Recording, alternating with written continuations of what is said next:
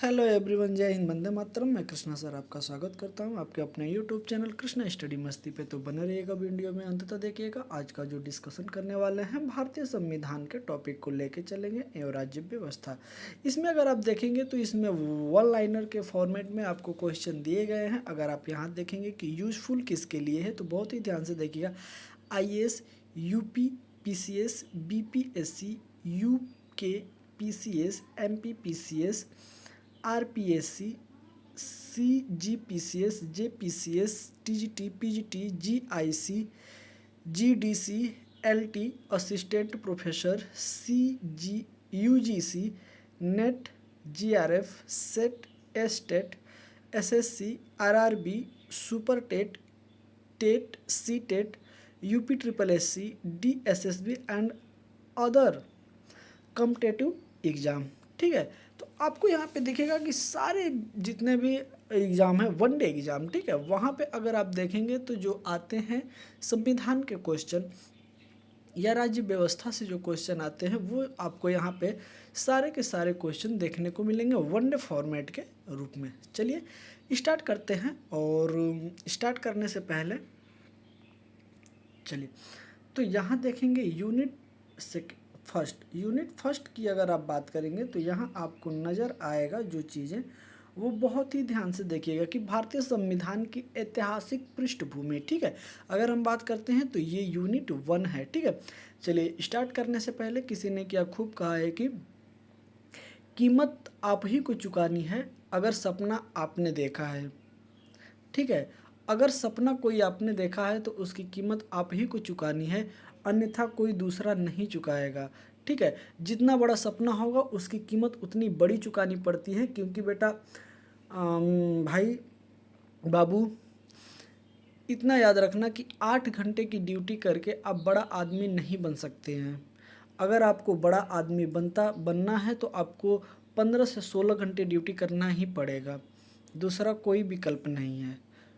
क्योंकि सारी चीज़ें आसान नहीं हैं, अब हर एक चीज़ मुश्किल भरी राहों से गुजर रहा है और आपको भी गुजरना पड़ेगा। 16 घंटे बैठ के आपको काम करना ही पड़ेगा।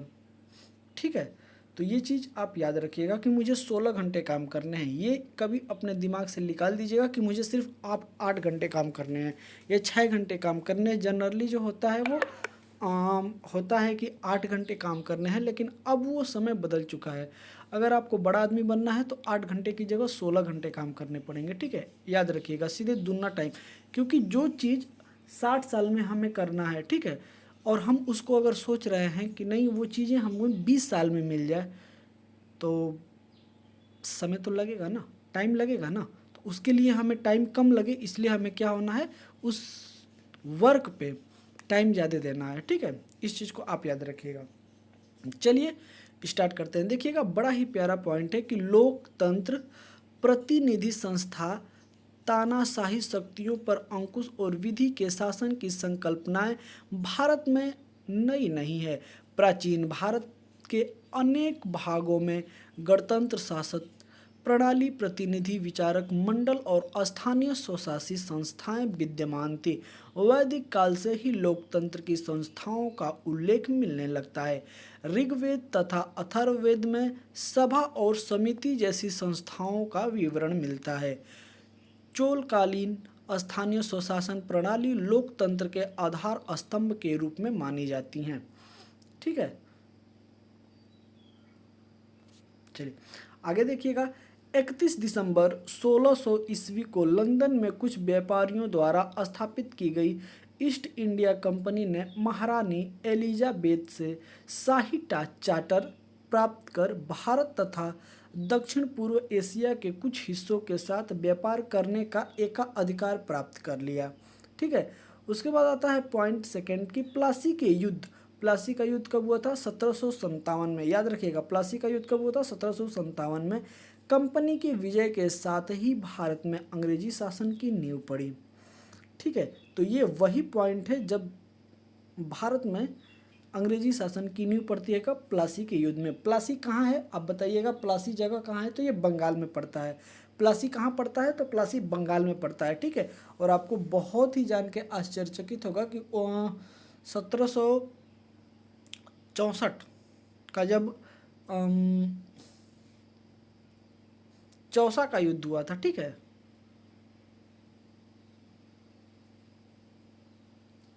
थोड़ा सा मिस पॉइंट है, इसको देख लीजिए, फिर कभी ख्याल आएगा तो मैं बता दूंगा कि अंग्रेजी शासन की मेन जो नियम होता है या मेन जो जड़ें कहाँ से जमी थी वो यहीं से, ठीक है। रेगुलेटिंग एक्ट 1773 से ही भारत में कंपनी के प्रशासन पर ब्रिटिश संसदीय नियंत्रण के प्रयास की शुरुआत हुई। तो जो हमारा बनता है ना संविधान, संविधान की मेन स्टार्ट कहाँ से होता है, तो रेगुलेटिंग एक्ट 1773 से ही माना जाता है। वहाँ से फिर जो धीरे धीरे चार्टर अधिनियम भारत के परिप्रेक्ष्य में जो बनाए गए थे, वहाँ से धीरे धीरे भारतीय संविधान का एक तरीके से निर्माण स्टार्ट होता है, ठीक है। तो देखिए भारतीय संविधान के जो संवैधानिक विकास है उसके बारे में हम एक नज़र देखते हैं और इसको हम लोग देखते हैं कि ये कैसे कैसे बना, ठीक है। तो यहाँ देखिएगा रेगुलेटिंग एक्ट 1773, फिर उसके बाद आता है पिट्स इंडिया एक्ट 1784, उसके बाद आता है 1786 अधिनियम 1786, फिर आता है चार्टर एक्ट 1793, फिर उसके बाद आता है चार्टर एक्ट 1813, कौन सा आता है 1813 आता है। उसके बाद आता है चार्टर एक्ट 1833। 1833 का जो चार्टर एक्ट है बहुत ही महत्वपूर्ण है, इसमें बहुत सारे बदलाव आपको देखने को मिलेंगे। फिर आता है चार्टर एक्ट 1853, फिर आता है चार्टर एक्ट भारतीय शासन अधिनियम 1858, उसके बाद आता है भारतीय परिषद अधिनियम 1861, उसके बाद फिर आता है, आप अगर देखेंगे तो भारतीय परिषदीय अधिनियम 1892, फिर उसके बाद आता है भारत परिषद अधिनियम 1909, फिर आता है भारत शासन अधिनियम 1919, फिर आता है भारत शासन अधिनियम 1935। अगर आप संविधान की बात करेंगे तो इसका बहुत ही बड़ा हिस्सा जो है कि भारतीय संविधान में देखने को मिलता है। उसके बाद आता है भारतीय स्वतंत्रता अधिनियम 1947, ठीक है। तो इस तरीके से हम लोगों का संविधान बनता है और संविधान बन के तैयार होता है और वो लागू कब होता है, तो पहला जो संविधान जो स्टार्टिंग में लागू होता है वो होता है 26 नवंबर 1949 को। फिर उसके बाद आता है 26 जनवरी 1950 को जो संविधान पूर्णतः लागू होता है। कुछ जो अनुच्छेद आर्टिकल बच गए थे या कुछ भाग बच गए थे उसको पूर्णतः लागू किया जाता है 26 जनवरी 1950 को, ठीक है। तो चलिए एक एक करके हम लोग देखते हैं। अब आते हैं रेगुलेटिंग एक्ट पे। रेगुलेटिंग एक्ट की अगर हम बात करते हैं तो यहाँ पे देखिएगा कैसे कैसे क्वेश्चन आपको एग्जाम में देखने को मिलेंगे, यहाँ वनडे फॉर्मेट में आपको मिलेंगे। भारत में एक सुनिश्चित शासन प्रणाली को आरंभ करने वाला अधिनियम था, तो कौन था, रेगुलेटिंग एक्ट 1773। कौन सा है, रेगुलेटिंग एक्ट 1773। रेगुलेटिंग एक्ट किस वर्ष लागू किया गया था, तो 1774 को। 1773 ईस्वी में यह बनकर तैयार हुआ था और 1774 ईस्वी में यह पूर्णतः जो है कि लागू हो जाता है, ठीक है।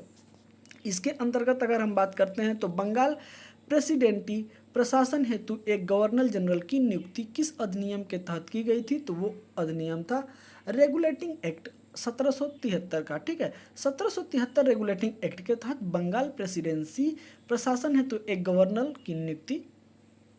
जनरल की नियुक्ति का प्रावधान बना था, ठीक है। पहले पता था आपको कि 3 प्रेसिडेंसी हुआ करता था। पहला पे बंगाल था, दूसरा की अगर बात करते हैं तो मद्रास था और तीसरे पे मुंबई थी। ये तीनों प्रेसिडेंटी थी क्योंकि समुंदर के ही रास्ते अंग्रेजों का व्यापार होता था ज़्यादा से ज़्यादा, तो इसलिए जो प्रेसिडेंसी इन्होंने बनाई थी वो कहाँ कहाँ बनाई थी इन्होंने, तो ये जो बनाया था ये कहाँ बनाया था, समुंदर के किनारे। तो बंगाल भी देखेंगे समुंदर के किनारे बंदरगाह है, और मद्रास की अगर बात करते हैं तो ये भी बंदरगाह है, और मुंबई की बात करते हैं तो ये भी बंदरगाह है, ठीक है। तो यहाँ से इनको सामान ले जाने और ले आने में पानी वाली जहाज़ से काफ़ी सहूलियत हुआ करता था, ठीक है। इसलिए ये लोग कहाँ अपने प्रेसिडेंटी स्थापित करने की कोशिश करते थे, बंदरगाह मतलब कि समुद्र के किनारे जो एरिया है, ठीक है। 1773 के रेगुलेटिंग एक्ट के अंतर्गत किन अन्य प्रेसिडेंसियों को बंगाल प्रेसिडेंसी के अधीन कर दिया गया, तो आपको पता होना चाहिए कि एक मद्रास था और दूसरा मुंबई। तो ये 3 प्रेसिडेंसी हुआ करती थी, बंगाल, मद्रास और मुंबई। तो बंगाल के अधीन कर दिया गया था किसको किसको, तो मुंबई को और मद्रास को। इन दोनों प्रेसिडेंसी को किसके अधीन कर दिया गया था, तो बंगाल के, ठीक है। आगे देखिएगा किस अधिनियम के द्वारा बंगाल के गवर्नर को, ठीक है, बंगाल के गवर्नर को बंगाल का गवर्नर जनरल बना दिया गया, ठीक है। जनरल शब्द इसमें जोड़ा गया था, तो वो था रेगुलेटिंग एक्ट 1773। कौन सा है? Regulating act 1773। रेगुलेटिंग एक्ट 1773 द्वारा गठित गवर्नर जनरल की परिषद की सदस्यता कितनी थी? तो इसमें टोटल 4 सदस्य हुआ करते थे। कितने हुआ करते थे? 4 सदस्य हुआ करते थे। जब आप पढ़ेंगे तो इसमें आएगा 3 तो प्रेसिडेंसी के ही सदस्य हुआ करते थे और एक इन लोगों से ऊपर हुआ करता था गवर्नर जनरल, ठीक है, इन्हीं के अंतर्गत। चलिए आगे देखिएगा कि बंगाल का प्रथम गवर्नर जनरल किसे बनाया गया था? तो बनाया गया था वारेन हेस्टिंग को। किसे बनाया गया था? वारेन हेस्टिंग को। वह अधिनियम जिसके अंतर्गत भारत में सर्वप्रथम सर्वोच्च न्यायालय स्थापित किया गया था, तो रेगुलेटिंग एक्ट 1773, रेगुलेटिंग एक्ट 1773 में स्थापित किया गया था।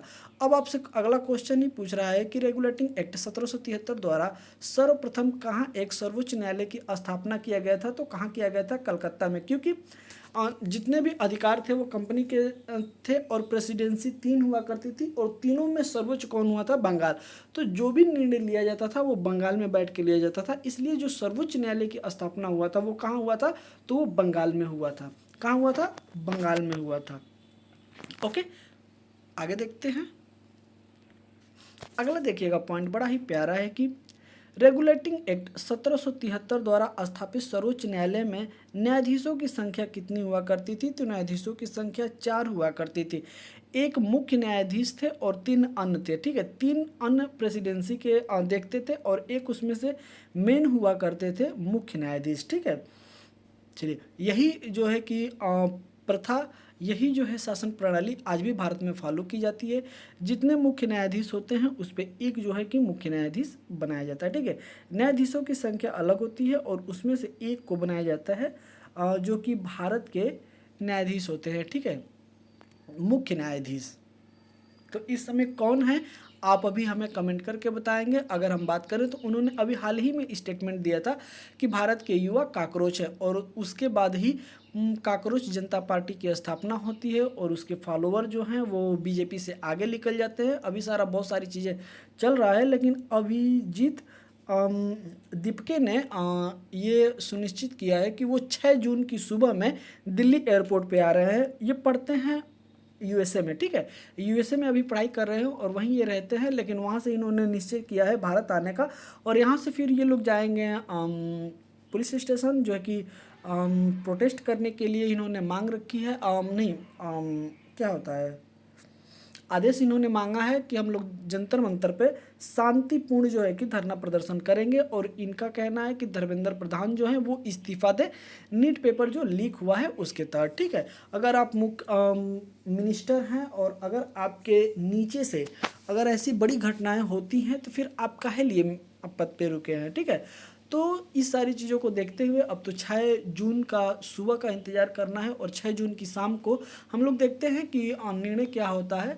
क्योंकि जिस तरीके से ये सारी चीज़ें चल रही हैं ना कहीं चीज़ों को भटकाना, क्योंकि हम लोगों ने जो कि जेनजी है इन्होंने मांगा है कि भाई धर्मेंद्र प्रधान का इस्तीफा चाहिए। तो अभी फ़िलहाल में कंट्रोवर्सी चल रही है, आप देखेंगे न्यूज़ में, तो जो एक दल्ली दीदी हैं, ठीक है, उन्होंने आके बोला है कि 2 कौड़ी के यूट्यूबर जो स्टार टीचर हैं, ठीक है, उनके बारे में बहुत सारी इन्होंने बोला है, पैसे से बच्चों से पैसे लेते हैं, अन्य सब जो भी इन्होंने बोला है। तो ये मुद्दे से भटकाने की बात की जा रही है, ठीक है, लेकिन भटकाना नहीं है, क्योंकि टीचर ही एक ऐसा चीज़ है जो कि मुद्दों को उठा रहा है। लेकिन अगर टीचर भी भटक गया ना तो मुद्दों को उठाने वाला कोई है नहीं। इसलिए जितना भी हो सके, जिससे भी हो सके, वो नीट पेपर पे जोर दे के इसका पुरजोर विरोध करे, ठीक है। आगे देखते हैं। रेगुलेटिंग एक्ट 1773 द्वारा स्थापित सर्वोच्च न्यायालय की आधिकारिक क्षेत्र में शामिल विषय थे, तो क्या थे? सिविल पे सुनवाई कर सकता था, आपराधिक मामले में सुनवाई करता था और नौसेना मामले में सुनवाई करता था, ठीक है। तो ये ऐसे 3 क्षेत्र हुआ करते थे जिसमें वो है कि सुनवाई कर सकता था।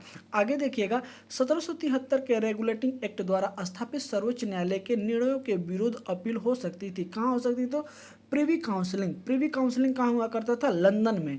कहाँ हुआ करता था? लंदन में। मतलब आपको जैसे अभी भारत में क्या है कि आप किसी भी स्टेट से है या सुप्रीम कोर्ट से ही क्यों ना आपका निर्णय आया है, लेकिन उसको आप पुनः विचार के लिए उसको क्या करते हैं, तो अपील कर सकते हैं, ठीक है। लेकिन पहले हुआ करता था कि जो भारत में सुप्रीम कोर्ट हुआ करता था कलकत्ता में, अगर वहाँ से कोई निर्णय आपके खिलाफ आता है, आपके पक्ष में आता है, जैसे भी आता है, अगर आपको उस पर फिर से सुनवाई करनी होती थी तो आप प्रिवी काउंसिलिंग में जाते थे, जो कि लंदन में स्थापित था। वहाँ आप जाते थे, फिर वहाँ पे आपकी सुनवाई होती थी, ठीक है। अगला है कि रेगुलेटिंग एक्ट 1773 की त्रुटियों के परिमार्जन हेतु विकास किस अधिनियम को पारित किया गया था। तो 1773 में जो रेगुलेटिंग एक्ट आया था उसमें जो भी चीज़ें टूटी थी या छूटी थी, ठीक है, जो उसमें लगा था कि नहीं ये चीज़ें चेंज करना चाहिए था, उसको देखते हुए एक्ट ऑफ सेटलमेंट लाया गया था। क्या लाया गया था? एक्ट ऑफ सेटलमेंट लाया गया था, जो कि 1781 ईस्वी में इसको पारित किया गया था। तो जो 1773 का रेगुलेटिंग एक्ट था, इसमें जो भी टूटियां थी, ठीक है, इसको सुधारने के दृश्य से लाया गया था एक्ट ऑफ सेटलमेंट। क्या लाया गया था? Act of settlement. और ये लाया गया था 1781। कब लाया गया था? 1781 ईस्वी को लाया गया था। किस अधिनियम द्वारा ईस्ट इंडिया कंपनी के मामलों को देखने के लिए एक बोर्ड ऑफ डायरेक्टर की स्थापना हुई थी? किसका हुआ था? बोर्ड ऑफ डायरेक्टर की स्थापना हुई थी।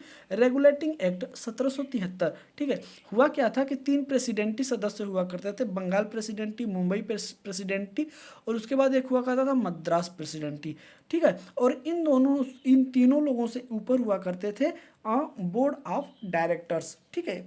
तो इनकी जवाबदेही हुआ करती थी किसके प्रति? तो ब्रिटेन में जो महारानी थी उनके प्रति इनकी जवाबदेही हुआ करती थी। इसलिए टोटल सदस्यों की जब बात की जाती है तो टोटल सदस्य 4 हुआ करते थे। 3 मुख्य प्रेसिडेंसी के सदस्य हुआ करते थे और एक बोर्ड ऑफ डायरेक्टर हुआ करते थे, ठीक है। चलिए आगे देखते हैं। अगला जो है हम लोगों का यूनिट है कि पिट्स इंडिया एक्ट 1784। तो 1784 के अंतर्गत कैसे कैसे क्वेश्चन आपको आयोग पूछता है, उसमें वन लाइनर के फॉर्मेट में आपको बहुत सारे क्वेश्चन यहाँ पे देखने को मिल जाएंगे। अगला है कि किस अधिनियम द्वारा ईस्ट इंडिया कंपनी के व्यापारिक तथा राजनीतिक कार्यों को पृथक कर दिया गया था, ठीक है। तो वो जो था राजनीतिक कार्य और जो है कि व्यापारिक कार्य को कंपनी के जो कार्य हुआ करते थे, पहले क्या हुआ करते थे कि राजनीतिक और शासन, ठीक है, और व्यापारिक, ये आपस में एक ही चीज़ संभालता था, ठीक है। कंपनी के जो जनरल हुआ करते थे, लेकिन इसको अलग अलग कर दिया गया, ठीक है।